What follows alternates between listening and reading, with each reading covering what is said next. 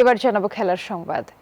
শুরু হচ্ছে বিশ্ব ফুটবলের মহাযজ্ঞ। অবশেষে নিজেদের রণপ্রস্তুতি সেরে নিল ডিফেন্ডিং চ্যাম্পিয়ন আর্জেন্টিনা। অধিনায়ক লিওনেল মেসিকে প্রধান সেনাপতি করে আসন্ন বিশ্বকাপের জন্য ২৬ সদস্যের চূড়ান্ত দল ঘোষণা করেছে কোচ লিওনেল স্কালোনি।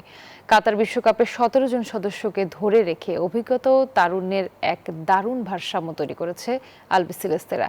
তবে বাদ পড়েছেন বেশ কিছু পরিচিত মুখ।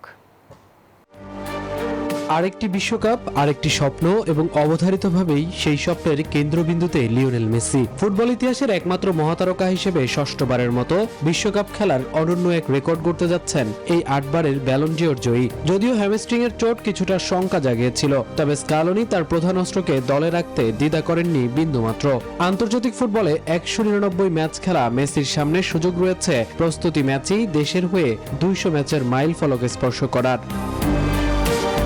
যুক্তরাষ্ট্রের ১ নম্বর জিম চেইন গোল্ড জিম এখন আবারও বাংলাদেশে।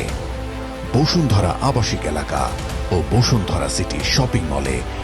কাতারের শিরোপাজয়ী দলের দুই স্তম্ভ গোলকিপার এমিলিয়ানো মার্তিনেজ এবং ডিফেন্ডার ক্রিস্টিয়ানো রোমেরোকে ঘিরেই সাজানো হয়েছে রক্ষণভাগ। ভাঙা আঙ্গুল নিয়ে ইউরোপ লিগ জেতা মার্তিনেজ কিংবা হাঁটুর চোটে ভোগা রোমেরোর ফিটনেস নিয়ে কিছুটা উদ্বেগ থাকলেও তারাই থাকছেন স্কালোনির মূল ভরসায়। মধ্যমাঠে মেসিকে খেলার স্বাধীনতা দিতে প্রস্তুত বডিগার্ড খ্যাত রদ্রিগো ডি পল এবং অ্যালেক্সিস ম্যাক অ্যালিস্টার জুটি।